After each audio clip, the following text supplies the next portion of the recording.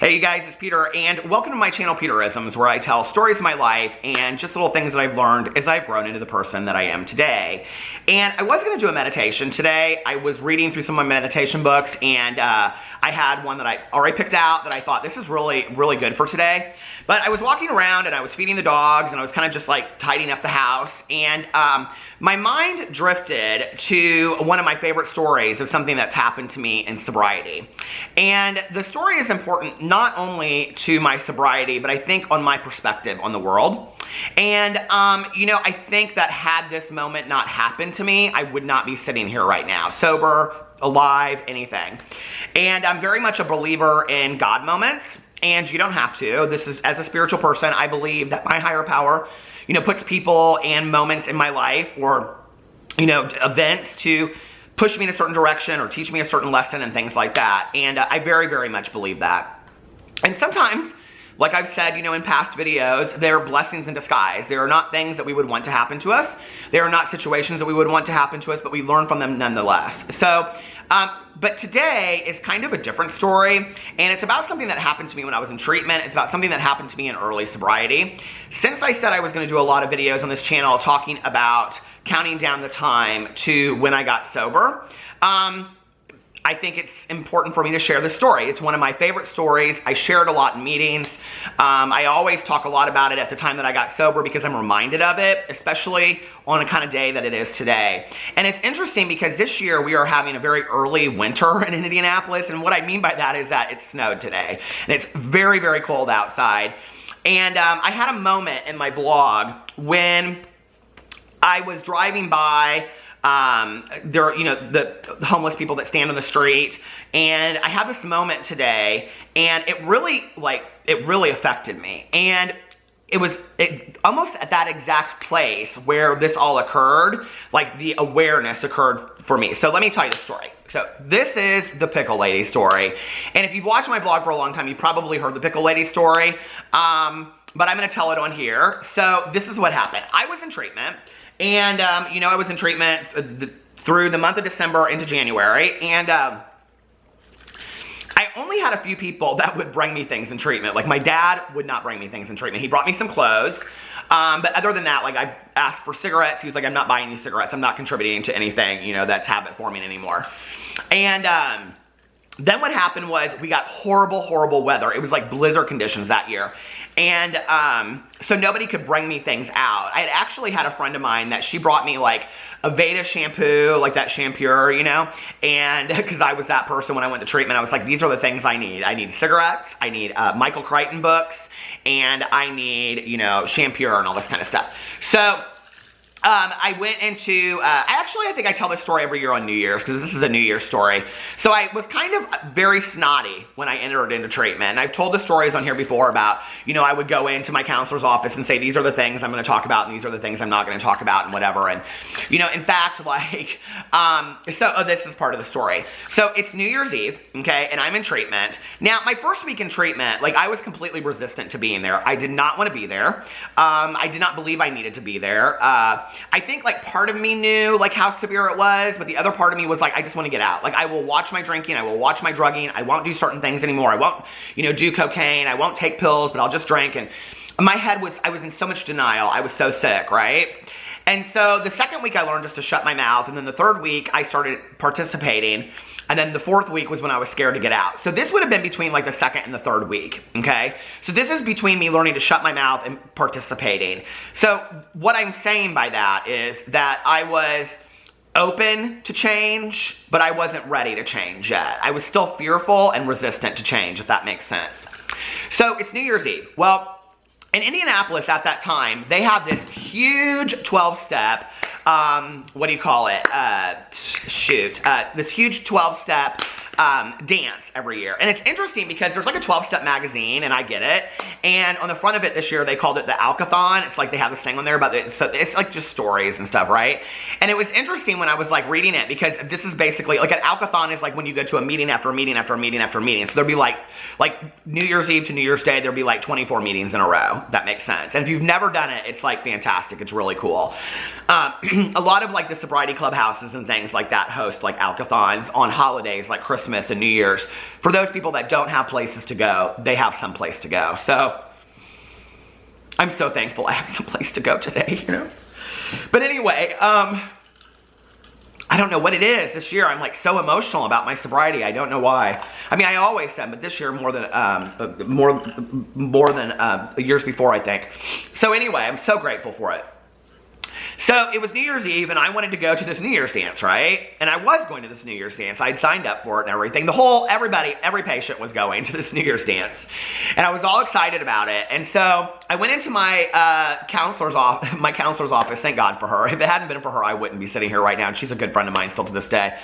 And I said to her, hey, can I have my hairstylist come in and cut my, now it's blizzard conditions, mind you, okay?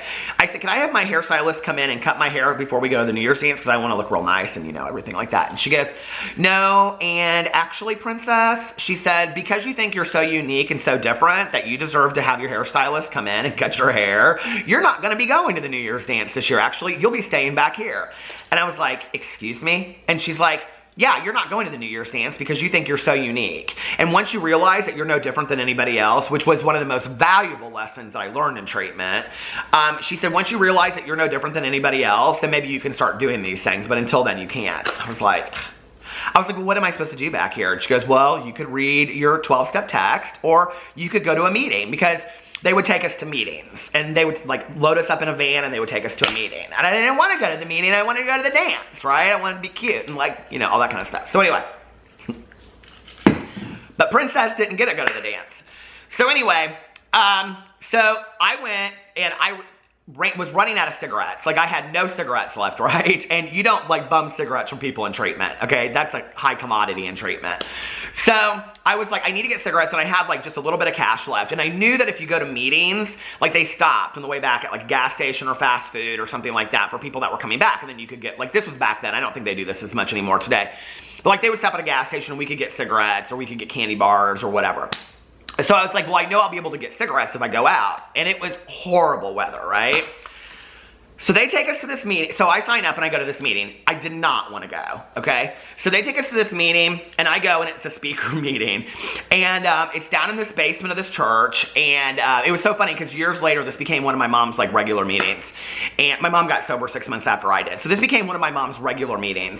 And so anyway, she wasn't obviously there. She wasn't sober that Christmas. But so it's in the basement of this church. And it's packed when we go down there, right? Even though the weather's horrible, even though it's New Year's Eve, it's packed. And there's like candy in the middle of the tables. I remember this meeting always put candy in the middle of the table, and I was like obsessed with that. And real coffee. Oh my God, real coffee with caffeine. Like I've been craving that, right? And so you could smoke in this meeting, and I was like, I was in total bliss, although I didn't want to be there. I just was like, this is not my people. This is not where I fit. I should be up at a club on New Year's Eve, you know, whatever. So I was like feeling real sorry for myself. So I noticed that this is going to be a lead, which means that somebody's going to get up and tell their story, right? And there's this little old woman, and she goes to the counter, and or to the podium, and she's got this huge jar of pickles. And she's standing there, and she tells her whole story, and her story's like real drastic. And I'm like, oh my God, I'm not that bad. Like I would never end up like her, and blah, blah, blah, blah. Like this is where my head is going, right? The whole time I'm like thinking to myself, what's she gonna do with these pickles? She's gonna hand out these pickles? Is this like it's like a big jar of pickles, like pickles, big pickles, right? And I'm like, is she gonna like hand out these pickles? Do we each get a pickle? I like pickles, you know, whatever. And so at the end of her share, or her lead, she says, she goes, how'd she say it? She goes, she looks, okay, and this was the thing that killed me, right? She looked right at me, or at least I thought she was, but I, to this day, swear she was looking right at me. She has since passed on. For a long time, I was like trying to find out where she was, because I knew she didn't live around here, and they had like, you know, she had come in special for this lead, but I talked to somebody and she has passed on sober. But anyway, so she had this huge jar of pickles, and she looked right at me, I'll never forget it, and she said, and that's why I carry a jar of pickles every time I share my story, because I used to be a cucumber, but now I've been pickled. And once you get pickled, you can never go back. And she was looking right at me, and I was like, fuck, I'm screwed. Like, I knew in that moment, I was done. Like, it was done. I knew it. I knew I could no longer go back to how I was trying to live my life. I knew I couldn't start again tomorrow. I knew I couldn't convince the people in my life. I knew I had been pickled, and probably a long time before that. I knew that I was an alcoholic. I knew that I was a drug addict, and I knew that nothing was going to change. In that moment that she looked at me and she said that, in that stupid ass analogy of the pickle, right? I knew she was right. I knew I had been pickled. And I probably, like I said, had been for quite some time. I was not going to be able to go back to who I had been before. So we leave the meeting and we're driving home, and it's horrible, right? And we're driving through this part of Indianapolis called Castleton, and it's where this big mall is. And there are like fast food restaurants on every side. There's like Taco Bell, Arby's, Wendy's, Fazoli's, Red Lobster. I mean, that's not fast food, but I mean, there's just like all the, Olive Garden, McDonald's, Burger King, Popeye's Chicken, on and on and on, White Castle. There's all these different fast food places, right? And so we're driving through there, and I'm listening. In the background, he has PBS playing, or like National Public Radio, NPR. And they're talking about, at the time, Herzegovina. And they're talking about like the war in Herzegovina and how like women are being dragged through the streets and raped and things like that. And they're talking about like the horrors of what's going on at that time. HORRORS, of what is going on in the country at that point. And our driver says, he shouts back and he goes, "Do any of you want me to stop somewhere and get anything?" And I don't know what it was about that moment, but in that moment, having heard this woman share her story and how she shared that her life that had been so tragic was now so amazing. And I'm in this van, okay? And my biggest worry at the moment was that I didn't get to go to a New Year's dance. And but for the grace of God, I was born in a different country to different parents, that my life could be so different, that I too could be dragged through the streets, naked, raped. If it weren't just for the situation that I had been born into, why did I think I was so different? Why did I think I was so special? Why did I think I was so unique? When at any point right then, we could have stopped and I could have had any kind of food with the money in my pocket. I could have had anything that I wanted to have, just for the circumstances in my life that I had been born into. Why me? I am no different. And, it was in that moment that everything changed for me.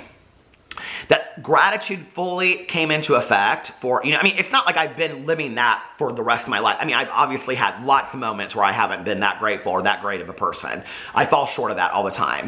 But in that moment, I felt so blessed. I felt just like, boom, like I get it. And it was weird, and this is why I believe in God moment kind of things, is because it all had to line up for me. I had to be resistant, okay? I had to think I was unique. I had to ask my hairstylist to go in and be told that I wasn't special. Who wants to be told you're not special, right? And then I had to go to this meeting that I didn't want to go to and hear this lead from a woman that I didn't want to hear from, okay? For her to say this analogy that's corny at best, that for some reason at that moment, it stuck with me. To then be driving in this van, to be able to have any kind of food at anything that I possibly want, right? Looking out the windows while I'm hearing about other people's circumstances that aren't even addicts and alcoholics in another part of the world that could be me, if only for I was born in a different circumstance. And it all came swarming in. And at that moment, I was like, you've got to take grasp of your sobriety, and you've got to take hold of this opportunity that's been given to you. And I so wish that I could have held on to that moment at the times that I was so resistant. Because like I've said, I was real resistant my first 6 months to a year. Like I was told to do a lot of things that I didn't want to do, right? But in that moment, that kick-started something for me. I don't know what it did. And I came back. And I was just like, so like down and whatever, like I came back and I was like, I feel so grateful, but. And I went in and I watched the ball drop on New Year's Eve and thinking about all my friends that were out there, whatever. And I went to the counter and I had ran out of Michael Crichton books and I carried up my last one. And I said, if you don't know who Michael Crichton is, he was an author that passed away, but he wrote like Jurassic Park and Sphere and all these books. And I loved his books. And I put it on the counter and I said, do you guys have something good to read? And the guy that worked there, who I ended up working with later, he threw down the basic text and he goes, yeah, why don't you give this a try? And I said, excuse me? He goes, why don't you give this a try and go read the first 164 pages? And I was like, oh, how rude. And I went into the cafeteria that night and They used to put out in the cafeteria late at night, they would put out like trays of sandwiches with like lunch meat on them. And then they would have like little ice cream cups and chips and stuff. And I made myself a plate and I went into the cafeteria, which is completely different at that place now. But back then they had like slogans written on the wall, like keep it simple, stupid, and just one day at a time. Then I sat there and I ate this sandwich, which I was so grateful for in that moment, you know? And those stupid sandwiches and a little glass of, you know, orange juice or milk or whatever I had, and these chips and stuff meant so much to me. And I sat there until I finished reading the first 164 pages of my basic text, and my life changed. And everything in that moment had to collide together for that to happen. And I am so thankful for that stupid jar of pickles, because if it wasn't for that, and if it wasn't for that woman saying that she's pickled and now she can't go back, I don't know that all of that would have meant anything to me. It all had to line up together. And that's why I do very much believe that we can change our perspectives like that. I do very, very much believe that a moment can change our lives. I very much believe that when you're standing in the grocery store and somebody says just one thing to you, maybe you're having the worst day of your entire life. Maybe you're thinking to yourself, I can't go on. And somebody looks at you and says just one small thing. It can change your whole perspective. And we also have the power with our words and the things that we do to change somebody's perspective on the world. And I have to remember that, you know? And I'm a work in progress. We're all a work in progress, and we will be until the day that we die. I'm so thankful for that. And, you know, I think one of the reasons why, like, this month and my sobriety birthday and everything is so hard for me is because when I look back on who I was back then and who I am now, it's like, you know, so many things had to occur to get me to this place in my life today. And more than anything, what I mean by that is just being alive. Because every day that I get up and I'm alive, I have a chance. And back then, I didn't. And I am so, so blessed for my life today. And I love you guys so much. Thank you for listening. I hope you enjoyed that story, and I will see you tomorrow. Bye.